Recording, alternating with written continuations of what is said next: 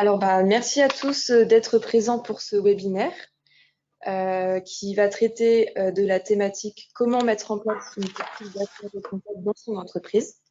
Tout d'abord, je voulais remercier donc, tous nos participants pour la participation à ce webinaire. Nous avons Marlene Weber, qui est la responsable affaires juridiques et européennes de l'INEC. Bonjour Marlene. Alors ensuite, nous avons Catherine Lacroix qui participe également, qui se charge de l'amélioration continue des achats pour la société Armor. Bonjour. Et nous avons également Boris Verrier qui est responsable prescription et compte stratégique pour la société Armor. Bonjour. Et nous avons ensuite Cécile Vacher qui est consultante RSE pour le cabinet Virtuel. Bonjour à tous. Bonjour. Alors, tout d'abord, petite remise en contexte au niveau du sujet des achats responsables. Alors, qu'est-ce que c'est les achats responsables? Ça va désigner en fait tous les achats au niveau éthique, les achats de l'environnemental et de la qualité avec des performances socio-économiques. Et ça va être d'intégrer tous ces types d'achats dans le mix achat des entreprises. Aujourd'hui, on constate qu'il y a une importante diminution des déchets et des nouveaux enjeux qui sont RSE donc pour les entreprises. Donc aujourd'hui, l'économie circulaire avance à grands pas et des lois ont été mises en place pour justement favoriser ces enjeux. Donc on a la loi AGEC qui va justement obliger les acteurs publics à acheter des biens qui sont issus du réemploi et du recyclage dans leur mix achat. Mais pour remettre un peu au niveau du contexte et pourquoi justement les achats responsables, c'est une thématique qui est importante aujourd'hui. Alors, on va vous faire passer un petit sondage qui va s'afficher et vous pourrez y répondre.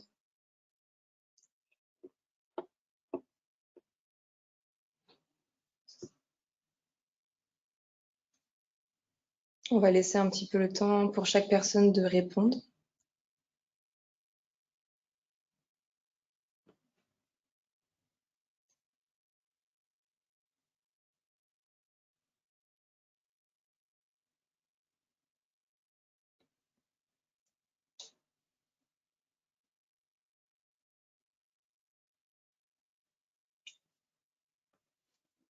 Ok. Alors, après, moi, je vois pas les résultats. C'est bon?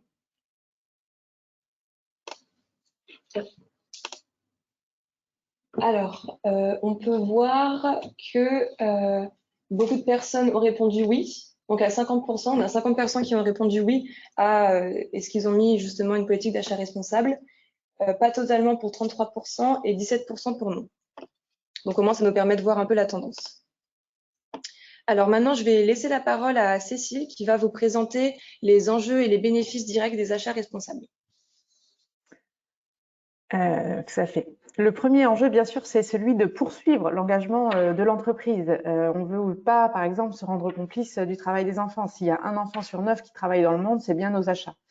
Donc, la première chose, c'est quand même de continuer l'engagement de votre entreprise. Et on peut parler en complément de ce qui vient d'être dit, hein, de l'approche risque finalement, qui est préconisée par la loi sur le devoir de vigilance des grandes entreprises, mais qui se cascade petit à petit, puisqu'on doit avoir un devoir de vigilance sur l'ensemble de la chaîne de valeur, depuis la grande entreprise jusqu'à son fournisseur N-1, N-2, etc. Donc ça, c'est vraiment l'approche risque. Mais au-delà de l'approche risque, il faut bien se rendre compte que si on prend par exemple un sujet d'actualité qui est l'impact carbone, en général, quand on fait un bilan carbone, il y a même moins de la moitié des émissions qui sont des émissions directes. Tout le reste, c'est sur la chaîne de valeur, donc soit chez les clients, soit chez les fournisseurs, les partenaires, etc. Et donc, il y a un enjeu particulier hein, à emmener avec soi tous les fournisseurs quand on commence à réfléchir sur une trajectoire bas carbone.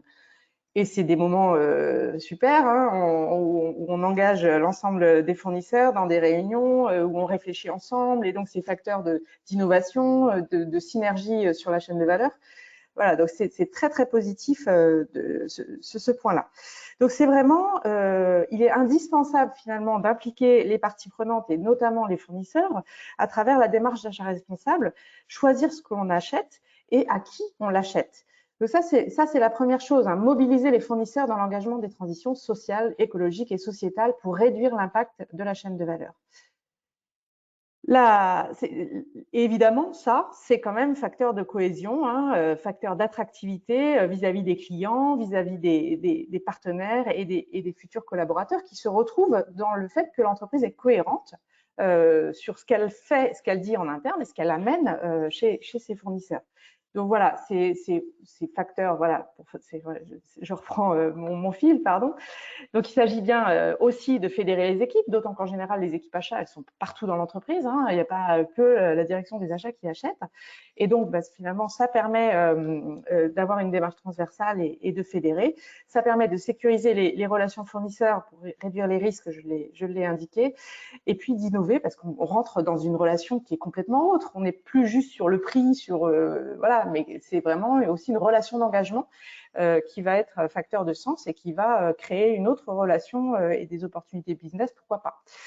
Et puis, il s'agit aussi, hein, finalement, si on met en place plus de transparence, plus d'équité dans la relation fournisseur, si on met en place une réflexion plus sur le coût global que sur le coût immédiat de ce qu'on achète, et finalement, ça permet de maîtriser davantage les coûts ou d'anticiper des évolutions de coûts. D'accord, merci. Alors maintenant, je vais laisser la parole à Marline qui va, dans un premier temps, expliquer qu'est-ce que l'INEC et qu'est-ce que cet organisme. Et ensuite, elle vous expliquera les 6 bonnes pratiques pour mettre en place justement cette stratégie d'achat responsable. Oui, merci Morgane. Vous m'entendez bien? Oui, C'est bon? on t'entend. Super. Effectivement, je vais vous présenter très rapidement l'INEC, donc pour savoir un petit peu d'où je parle. Donc l'INEC, c'est l'Institut national de l'économie circulaire. Il a été créé donc en 2013 par François-Michel Lambert, donc député des Bouches-du-Rhône, et donc il se qualifie comme un think tank do tank composé d'environ 160 membres, publics comme privés, donc des entreprises notamment comme Armor, qui est membre de l'INEC, des collectivités, des fédérations, des associations, mais aussi des écoles et des universités. Et donc, voilà, l'objectif est de promouvoir et d'accélérer le développement d'une économie circulaire. Donc, on se qualifie comme un organisme de référence et d'influence, donc référence à travers des études publiées, donc parfois techniques et parfois plus prospectives. Donc, ça peut être sur les pompes à chaleur ou sur le potentiel d'emploi de l'économie circulaire que vous pouvez retrouver sur notre site internet. Mais on se qualifie également, voilà, comme organisme d'influence avec un travail de plaidoyer, donc l'organisation de concertations de diverses parties prenantes et la construction de propositions que l'on porte à l'adresse des pouvoirs publics, donc des ministères, des parlementaires, notamment avec l'élaboration, voilà, comme disait Morgane tout à l'heure, de la feuille de route économie circulaire, de la loi économie circulaire, mais aussi la loi climat. Et il y a toujours de nouveaux textes sur lesquels on peut agir. Donc en ce moment, il y a la loi de finances qui est en train d'être discutée. Et donc, par ailleurs, on encadre des programmes opérationnels, notamment avec la métropole du Grand Paris sur un programme qui s'appelle Achat circulaire et solidaire, qui vise à accompagner des acheteurs, publics ou privés, à intégrer l'économie circulaire dans leurs achats. Et puis également un programme d'écologie industrielle et territoriale, si ça vous intéresse.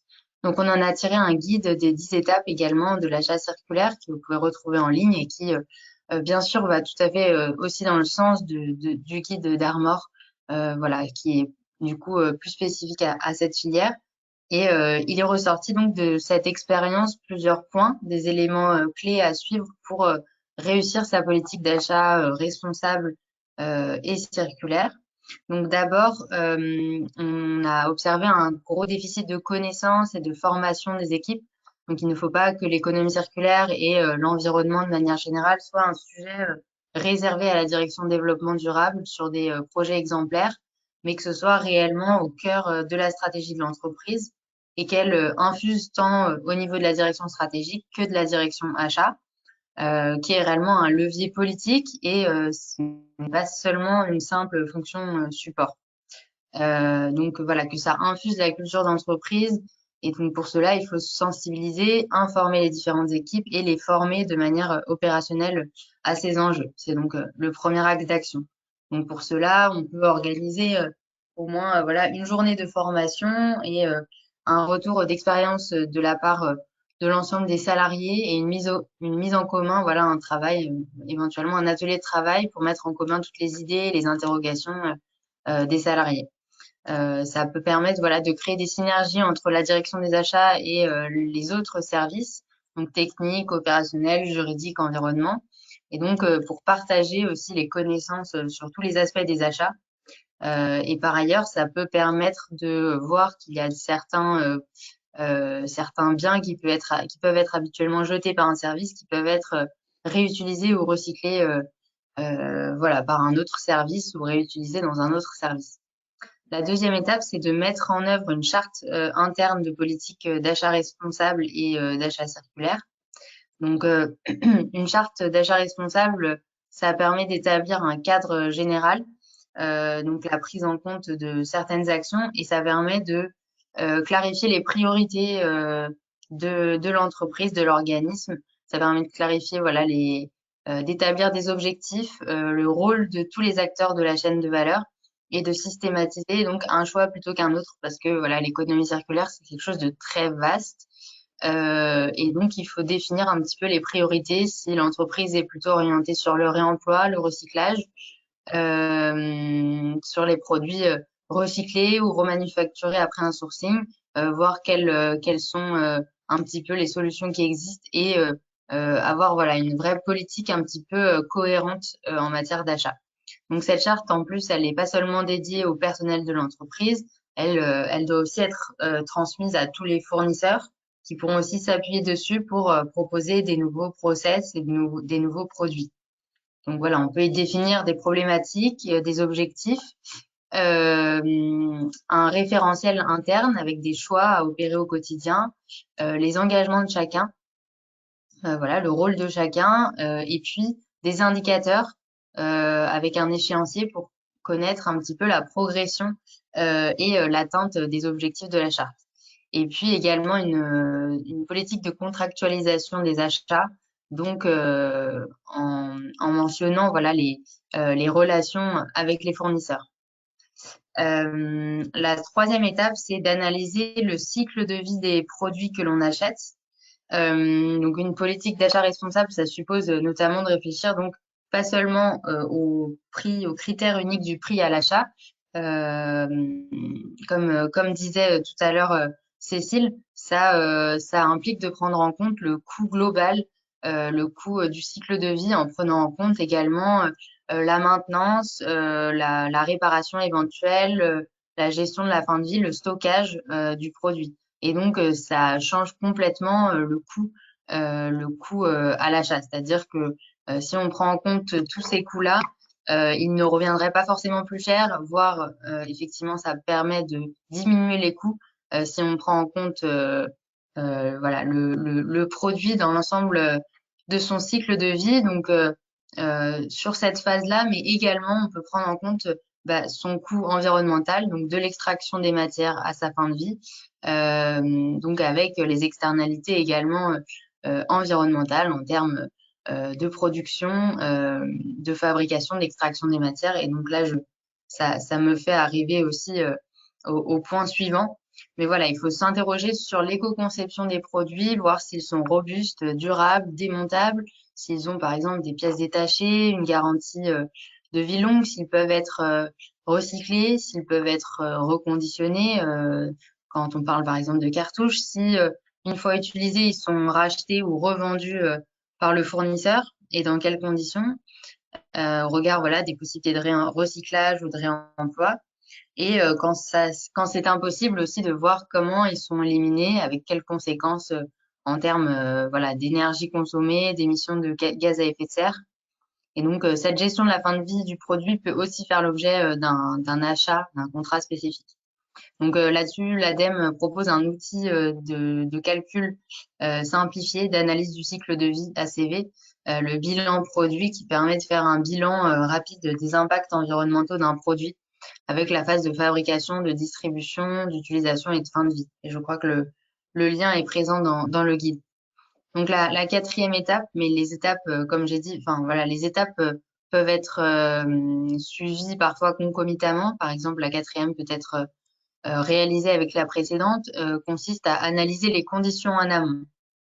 Donc les conditions de production qui font partie intégrante bien sûr d'une politique d'achat responsable. Donc interroger ses fournisseurs et vérifier quel est le mode de production, les conditions de travail, les matériaux utilisés, leur degré de pollution, leur consommation d'énergie et privilégier des matériaux biodégradables ou recyclables.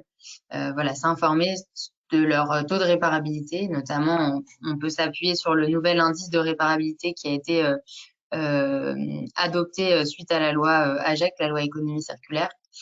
Voilà, l'ensemble de ces aspects-là. Ensuite, la cinquième étape, c'est donc d'anticiper également ces achats responsables. Ça suppose de réfléchir sur un temps différent, de recenser en premier lieu l'offre de l'économie circulaire qui est disponible éventuellement localement à travers un benchmark, un sourcing, en français un parangonnage des entreprises du secteur, savoir ce qui existe avant de demander des produits qui sont impossibles à trouver. Et donc, il faut privilégier le réemploi aux produits neufs, choisir des produits éco-conçus. Et par ailleurs, on peut opter pour le fait de commencer par des petites actions et de constater que ça fonctionne et de créer une dynamique d'équipe autour d'un projet fédérateur, puis de progresser sur des plus gros volumes plutôt que si on ne s'en sent pas capable, plutôt que d'entamer des grands projets dont on pense qu'ils n'aboutiront pas. Et enfin, dernière étape, élaborer une réciprocité avec les fournisseurs en allant vers les mêmes objectifs. Donc, ce que disait également Cécile tout à l'heure, voilà, une politique d'achat responsable, c'est une démarche collaborative. Et ce qui bénéficie à l'entreprise peut aussi bénéficier, doit bénéficier à leurs partenaires, à ses partenaires, créer une dynamique de développement d'une offre de biens et de services circulaires. Et donc, avec une réciprocité, ça permet d'innover dans un même but, de développer une offre circulaire, une meilleure qualité de production et diminuer leur impact sur l'environnement, mettre en place des meilleures conditions de travail et donc améliorer également l'image du fournisseur, de l'entreprise acheteuse sur des réelles évolutions de leur mode de production et d'approvisionnement. Voilà pour ces 6 étapes, Morgane. Merci Marlene. Alors ensuite, nous allons passer à un deuxième petit sondage que nous allons vous lancer. On va laisser un peu le temps pour les réponses.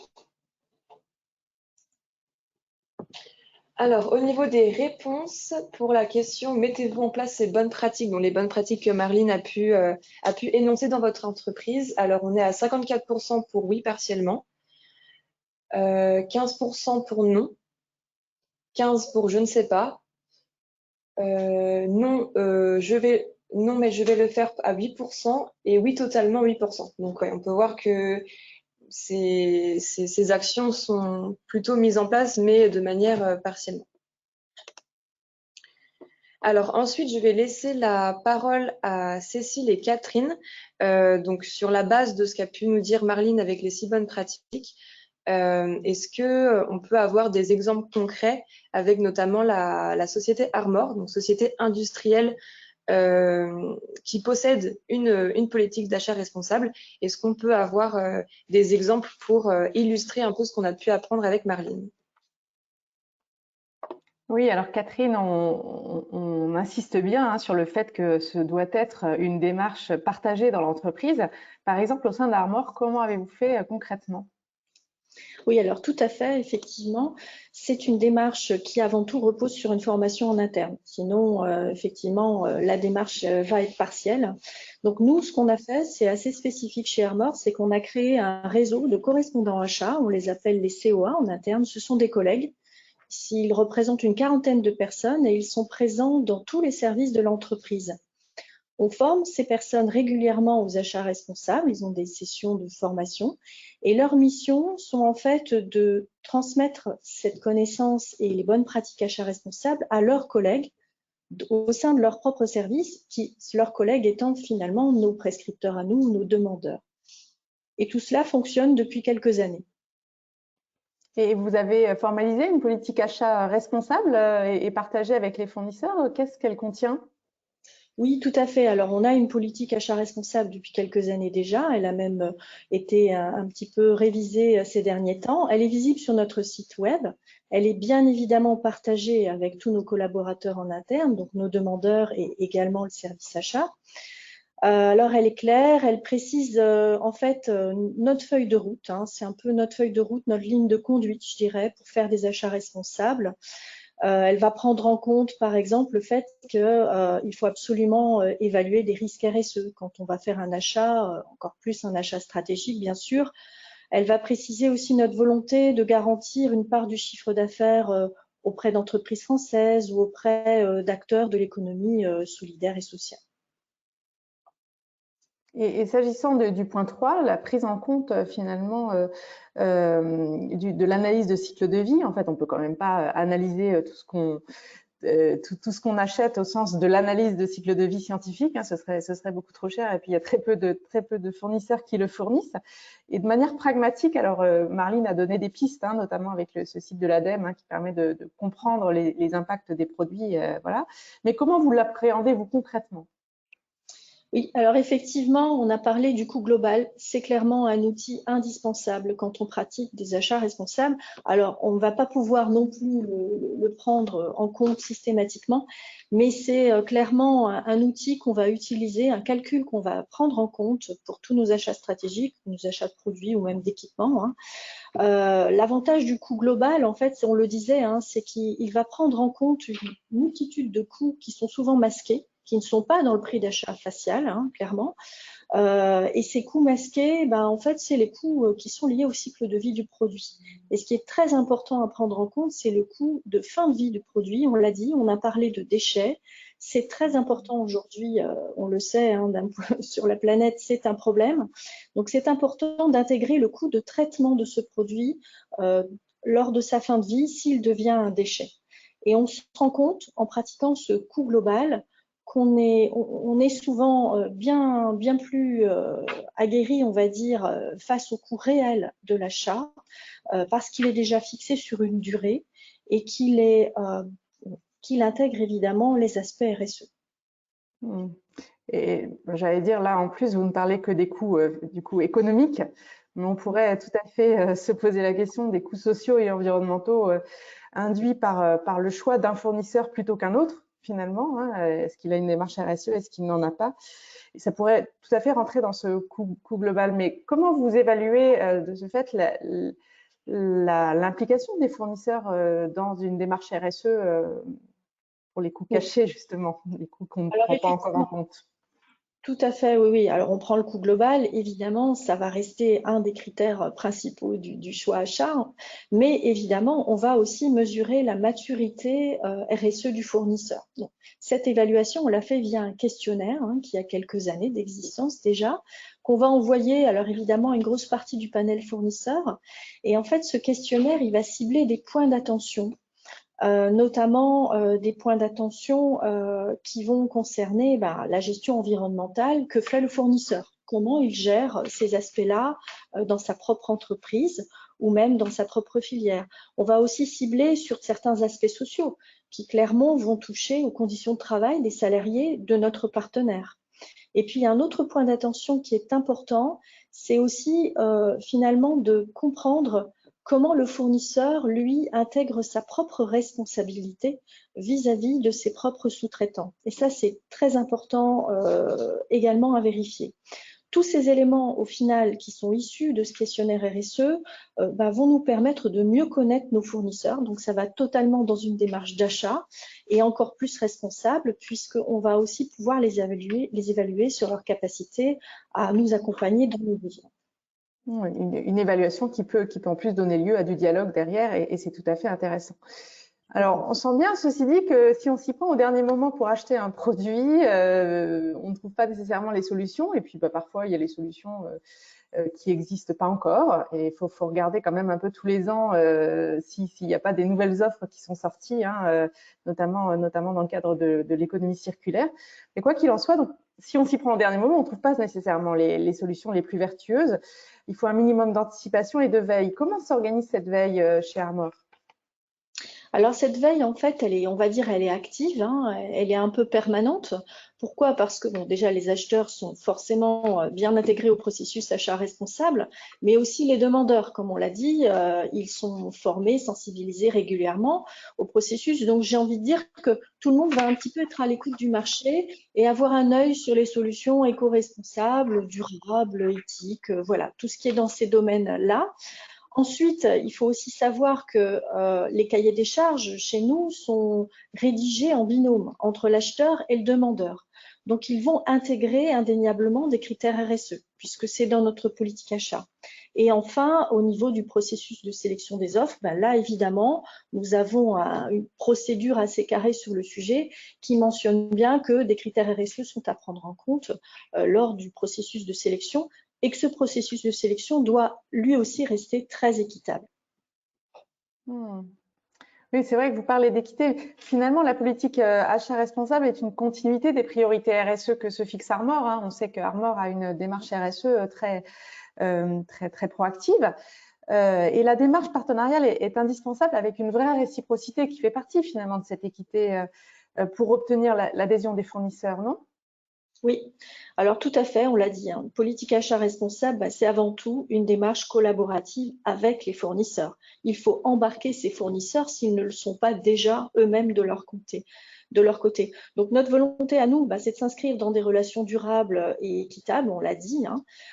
Pour cela, d'ailleurs, on propose en la signature à nos fournisseurs, souvent les plus stratégiques, un code de conduite des affaires à signer. C'est un engagement purement moral, mais ça permet surtout de partager un peu les mêmes valeurs autour de nos achats, en tout cas.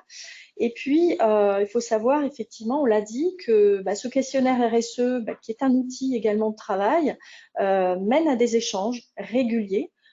Par exemple, lors de nos revues d'activité avec nos plus gros fournisseurs, on prévoit toujours un temps d'échange sur la RSE, sur leurs bonnes pratiques, sur même leurs suggestions d'amélioration. En fait, on veut vraiment rester sur un mode gagnant-gagnant et puis aussi rester dans l'innovation sur ces sujets. Merci Catherine pour toutes ces illustrations. Merci. Merci Cécile, merci Catherine. Alors, on va continuer avec Catherine, du coup, qui va nous donner quelques exemples de critères à prendre en compte dans ses choix.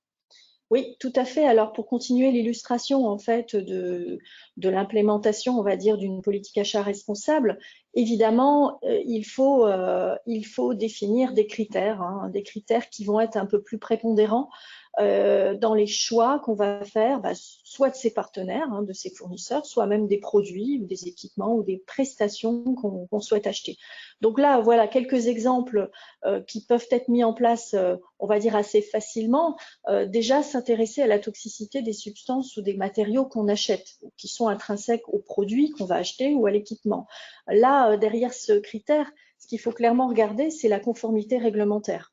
Même si elle est censée être évidemment respectée, on peut être face à des acteurs qui, pour évidemment vendre leurs produits, peuvent annoncer une conformité réglementaire alors qu'ils ne l'ont pas. Donc, je ne peux que inciter les acheteurs et même les demandeurs aujourd'hui à réclamer des documents, des certificats, des attestations, à demander des dates d'audit. Tout ça doit être transparent avec vos partenaires. Et de même, si les produits ont des écolabels, par exemple, ou ont certaines certifications reconnues sur le marché, c'est quelque chose qui peut être vérifié, bien évidemment, mais qui est forcément un point fort aussi dans le choix. Le deuxième critère, c'est l'utilisation des ressources naturelles. On l'a dit, hein, on va parler du produit, mais on va parler aussi du processus de production, voire le processus de distribution des produits. On va s'inquiéter tout simplement si les partenaires qu'on sélectionne, finalement, mesurent aussi cela de leur côté, mesurent leur consommation, quel type d'énergie ils utilisent, est-ce que ce sont des énergies renouvelables ou non renouvelables, par exemple. Le troisième point, on en a parlé, c'est la gestion des déchets. Voilà, vraiment un enjeu clé aujourd'hui et pour le futur. Hein. La gestion des déchets, on a parlé peu il y a quelques années. Aujourd'hui, c'est prioritaire. Une entreprise qui va vous vendre un produit ou une prestation, eh bien, elle se doit aussi de gérer ses déchets, j'ai envie de dire, proprement, c'est-à-dire qu'elle doit assurer une traçabilité, elle doit mesurer quelque part la part de déchets qu'elle arrive à valoriser ou non. On est face aussi à des réglementations, notamment européennes ou françaises, qui visent à zéro enfouissement des déchets à un horizon très court, et heureusement. Donc, c'est toujours des questions intéressantes à poser à nos partenaires, et effectivement, ça peut être un critère dans le choix de ce partenaire. Le quatrième point va être plus axé, là aussi environnement, mais aussi social. J'ai envie de dire, c'est un peu tout ce qu'on a dit avant, c'est le critère un peu numéro un aussi qu'il faut prendre en compte, c'est est-ce que votre partenaire, votre fournisseur, votre prestataire, finalement, il a conscience de son propre impact à lui, de son activité, sur l'environnement au sens général, mais aussi sur son environnement local, j'ai envie de dire. Une entreprise qui est basée dans une région française ou qui est basée à l'étranger, comment est-ce qu'elle gère elle-même son impact RSE autour d'elle? Et ça, c'est clé dans la prise de conscience qu'il faut avoir aujourd'hui ou dans le futur. Les conditions de travail, on va toucher là aussi au social ou même au sociétal. On peut évidemment mettre aussi des critères de choix sur finalement les conditions de bien-être, de qualité de vie au travail que nos fournisseurs eux-mêmes ont mis en place vis-à-vis de leurs propres salariés. C'est pas vraiment une ingérence de notre part, c'est juste un questionnement. Et s'il y a une transparence sur le sujet, c'est toujours un bon point.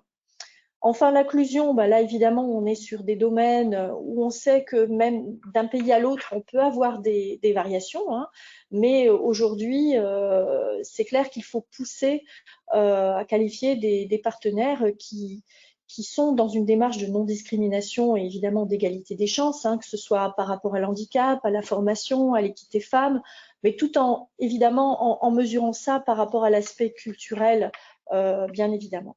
Et puis enfin, les partenariats locaux. Bon, là, on est sur un critère plutôt sociétal. Vos partenaires, quelle dynamique ils ont eux-mêmes vis-à-vis de leur économie locale? C'est-à-dire, est-ce qu'ils font-ils partie d'associations? Font-ils des dons? Participent-ils au développement de leur filière ou de leur secteur d'activité? Ce sont aussi des critères intéressants sur lesquels un point d'attention peut être vraiment une bonne chose dans vos choix. D'accord. Alors, après avoir du coup énoncé toutes ces bonnes pratiques et du coup les critères, maintenant on va parler un peu plus de l'aspect KPI. Donc, quels sont les indicateurs qu'on peut utiliser pour suivre ces évolutions?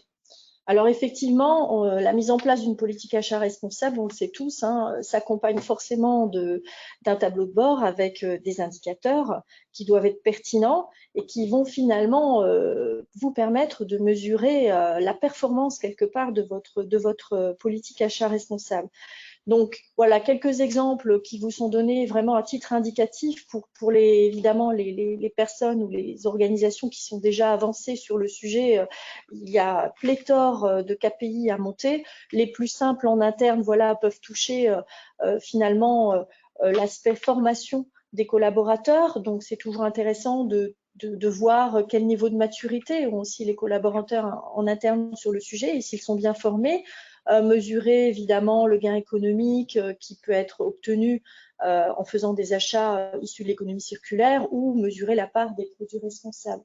Mais il y a également des indicateurs clés qui sont importants à monter sur le panel fournisseur lui-même. Hein. C'est vraiment la logique de tout cela. Et dans des choses très simples qui sont à mettre en place, souvent, c'est déjà de mesurer combien de fournisseurs ont signé votre charte ou votre code de conduite, hein, peu importe comment on l'appelle. C'est un bon indicateur en général pour voir si certains sont déjà dans la mouvance ou en tout cas sont proactifs, ou mesurer le pourcentage voilà, de fournisseurs qui répond clairement et sans défaut à tous nos critères environnementaux et sociaux. Et puis, voilà, le pourcentage de fournisseurs labellisés. Là, ça suppose une connaissance quand même des labels aussi sur le sujet. Alors, j'en cite 3 qui sont souvent très connus en France, mais aussi à l'échelle internationale. On a évidemment EcoVadis, hein, qui est quand même un label très reconnu et qui est souvent gage d'une très bonne performance et d'implication en développement durable de l'organisation. On a le label Relations fournisseurs et achats responsables, qui est aujourd'hui un label franco-français, mais qui a été lancé par le ministère de l'économie et qui aujourd'hui est porté par le Conseil national des achats et la médiation du crédit. Et puis, on a aussi des labels comme Lucie 26000. Donc voilà, tout ça, ce sont des choses qu'il est important de noter quand on entre en relation avec un fournisseur ou tout simplement quand on travaille avec lui sur une longue durée. Et c'est toujours des choses voilà, qu'il est important de mettre en avant. Voilà. D'accord. Merci Catherine pour toutes ces informations Merci. que tu as pu nous partager. Je vais maintenant laisser la parole à Boris qui va nous faire un petit focus sur les achats des consommables d'impression remanufacturés. Bonjour à tous. Donc effectivement, Armor a mis en place un modèle d'économie circulaire avec OWA. Donc OWA, c'est une large gamme de cartouches remanufacturées. Alors c'est-à-dire qu'elles sont issues du réemploi de cartouches ayant eu un premier cycle de vie et auxquelles viennent se greffer des atouts environnementaux tels que la collecte des cartouches en fin de vie, le tri de ces cartouches, la valorisation de ces cartouches et enfin l'accès à un bilan matière personnalisé. Alors avec OWA, on a également donc dupliqué, du moins étendu cette offre avec OWA solidaire, donc c'est un complément on va dire de l'offre OWA qui intègre le secteur adapté et protégé. Donc voici la boucle de l'économie circulaire mise en place avec OWA. Donc nous allons donc nous approvisionner en matières premières, donc en cartouches d'origine, un cartouche ayant eu un premier cycle de vie. Donc on va donc collecter ces cartouches, les trier. Celles susceptibles d'être réutilisées connaîtront une nouvelle vie en tant que cartouche, hein, donc sous la marque OWA. Et avec OWA, on propose donc une seule marque pour toutes les marques d'imprimantes. À l'inverse, les cartouches non réutilisables, eh bien, elles vont être intégralement démantelées par nos soins. On va donc procéder à un tri, matière par matière, puis identifier des filières de valorisation pour chaque matière. Hein, mais rien ne se perd, tout se transforme avec eau. Donc la gamme, c'est donc une gamme de cartouches laser éco-conçues. Hein, donc, on a effectivement des écolabels qui s'appliquent à nos produits. Hein, donc, on a plusieurs certifications, dont l'ANF Environnement, écolabel franco-français, que l'on va retrouver d'ailleurs dans des appels d'offres publics notamment, et un écolabel international qui est l'écolabel nordique, ou encore la Blue Angel qui est un écolabel allemand. Voilà, donc ce sont effectivement des certifications qui vont attester donc de l'éco-responsabilité de nos cartouches. Et on couvre aujourd'hui avec OWA donc plus de 97% du parc d'impression mondial. Et avec OWA, ce sont aussi de grosses économies, hein, au-delà des atouts écologiques, puisqu'avec nos cartouches, vous allez pouvoir générer en moyenne 30% d'économies sur vos achats de cartouches. Donc, voici des exemples de démantèlement, hein, donc de nos cartouches. Donc, que contient une cartouche laser? Principalement du plastique, hein, jusqu'à 5 types de plastiques différents, mais également des métaux ferreux, également donc du cuivre. Et bien, toutes ces matières vont être valorisées. Alors, que deviennent ces matières? Alors, le PS, c'est le plastique le plus répandu dans les cartouches, puisque c'est le plastique des coques. Eh bien, on va donc le broyer, puis le confier à une autre entreprise française, CEP Office Solutions, qui est le premier fabricant européen d'accessoires de bureau. Donc, ce sont donc 2 entreprises françaises qui se sont alliées pour mettre en place donc un modèle d'économie circulaire. Donc, la gamme est donc mise en avant sur leur site et elle porte notre nom, elle intègre notre nom. La gamme a donc été baptisée Ellipse OWA et donc issue de la valorisation donc, du plastique de nos cartouches. Ensuite, l'ABS, donc qui est le plastique des engrenages, va devenir une gamme de pays, le pomme des fermetures éclairs, fer de la visserie.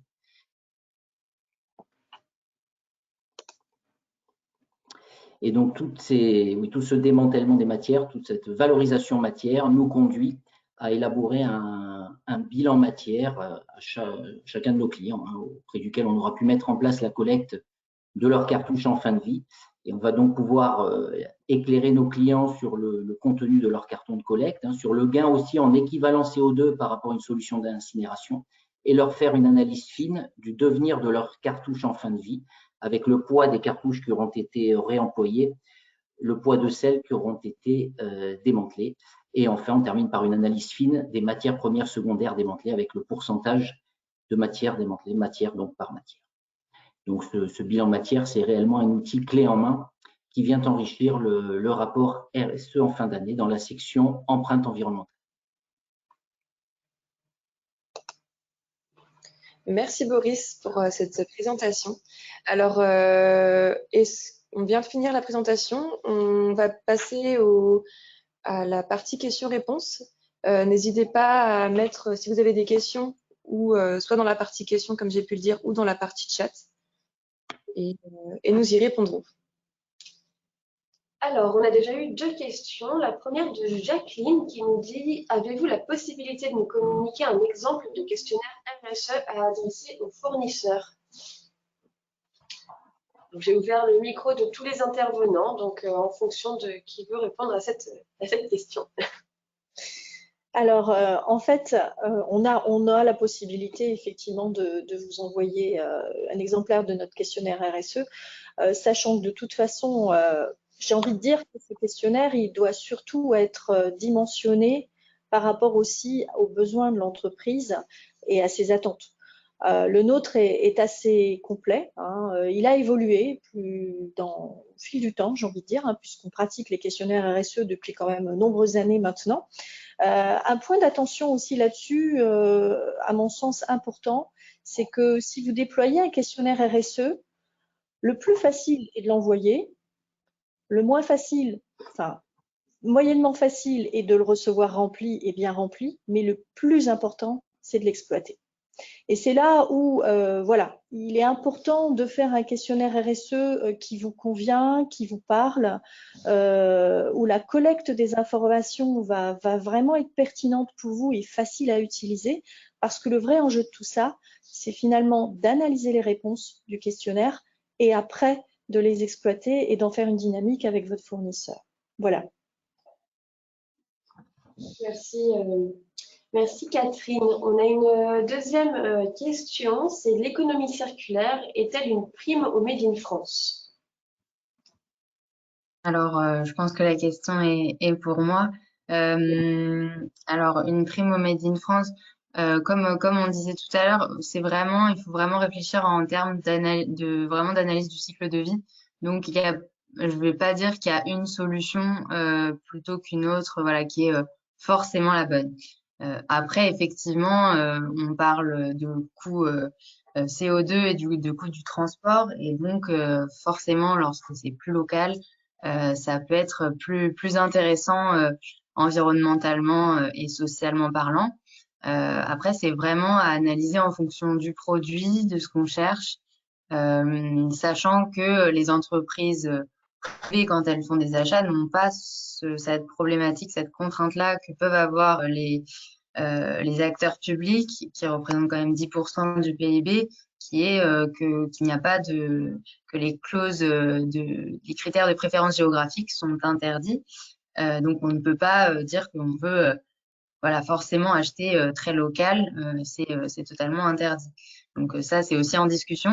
Alors, donc voilà, je pense qu'on peut dire qu'effectivement, c'est intéressant de réfléchir à ce critère-là du plus local, du territorial, de voir ce qui existe déjà à côté de chez nous, plutôt que d'aller voir forcément à l'autre bout de la planète et voilà, réfléchir vraiment en termes d'analyse du cycle de vie parce qu'on peut aussi faire des choses, voilà, mettre en décharge très localement ou recycler plus loin. Voilà, donc c'est aussi à réfléchir comme ça.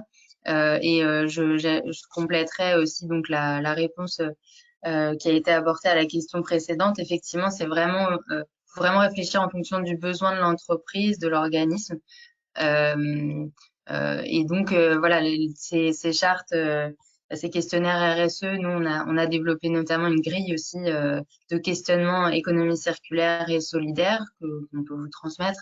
Voilà, plutôt en termes de produits, toutes les questions à se poser. L'idée, c'est vraiment de re-questionner son besoin plutôt que se dire, voilà, je veux 200 chaises recyclées ou voilà, des cartouches un tel, il faut vraiment se poser la question de quoi j'ai besoin. Est-ce que j'ai besoin de chaises ou est-ce que j'ai besoin de faire asseoir mes salariés ou est-ce que j'ai besoin de les faire travailler, auquel cas il y en a certains qui sont plus en télétravail, d'autres qui préfèrent travailler sur un siège ergonomique, debout. Enfin voilà, les pratiques évoluent et il faut vraiment se re-questionner sur le besoin, voir si un autre service n'a pas ces chaises-là à disposition et voilà, et ne pas faire comme d'habitude sans réfléchir en optant pour la chaise recyclable alors qu'on ne va pas mettre en place le processus pour la recycler derrière, ça ne sert à rien.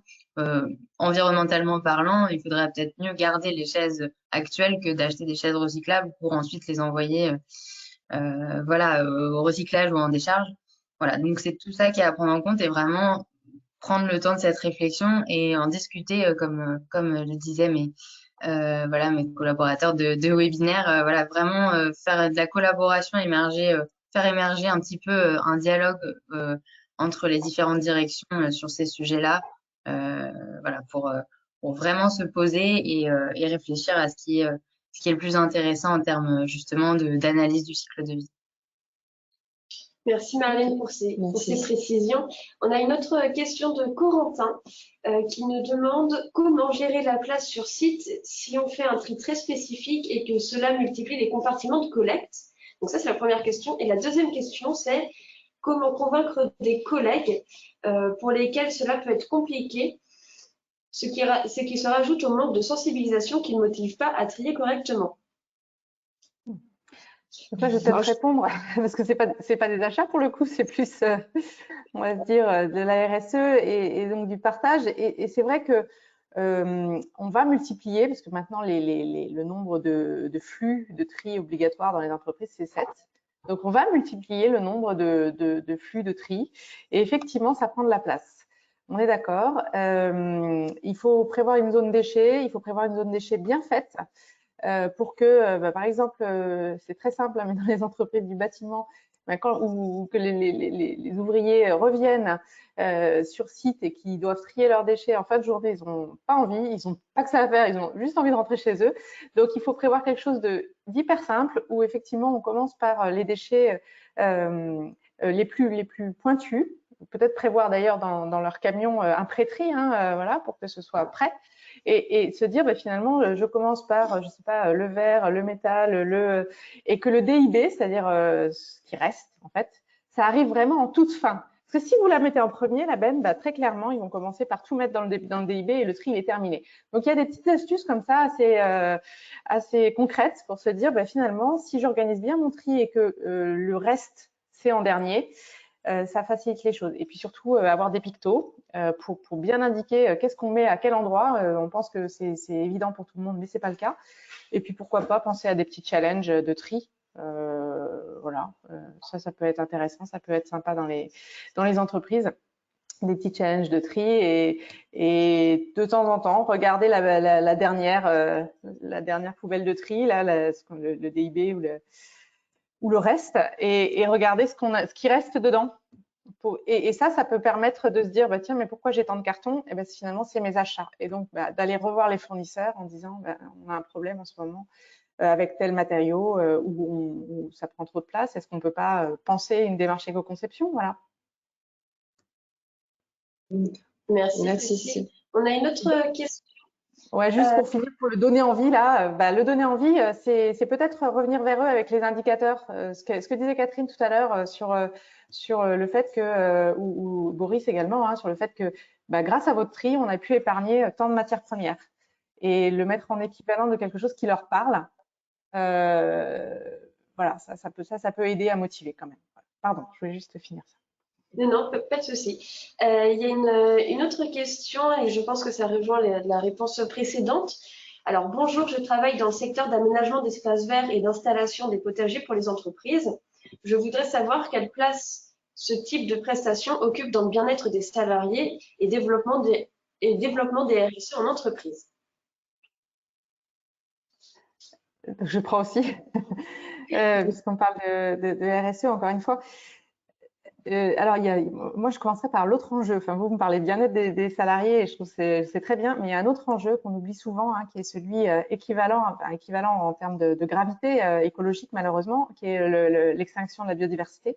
Et donc, il faut absolument qu'effectivement, dans nos sites d'entreprise, on fasse revenir la biodiversité, on mène des actions pour faire revenir la biodiversité dans nos zones commerciales ou d'activités qui sont vraiment sèches à pleurer.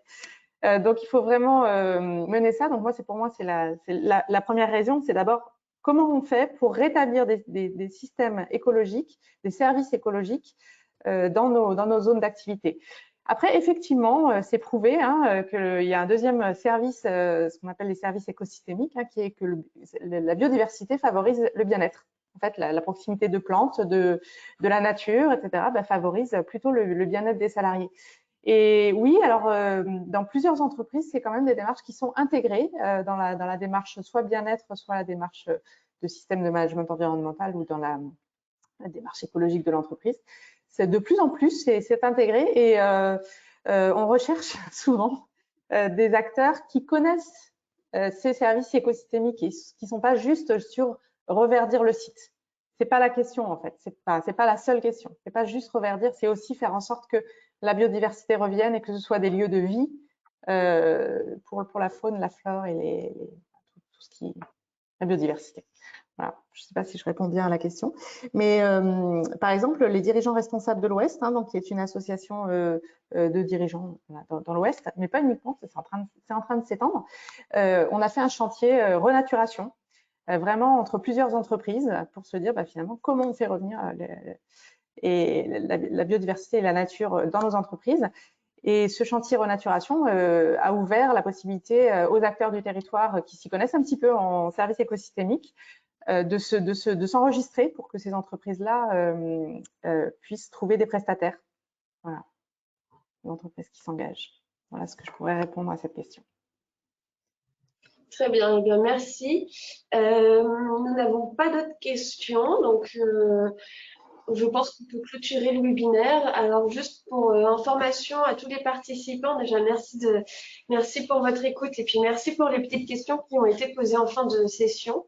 Nous allons clôturer le webinaire, mais avant de fermer la fenêtre, nous vous demanderons juste de répondre à une enquête composée de 3 questions seulement, qui nous permettra d'identifier si oui ou non ce webinaire a été instructif pour vous.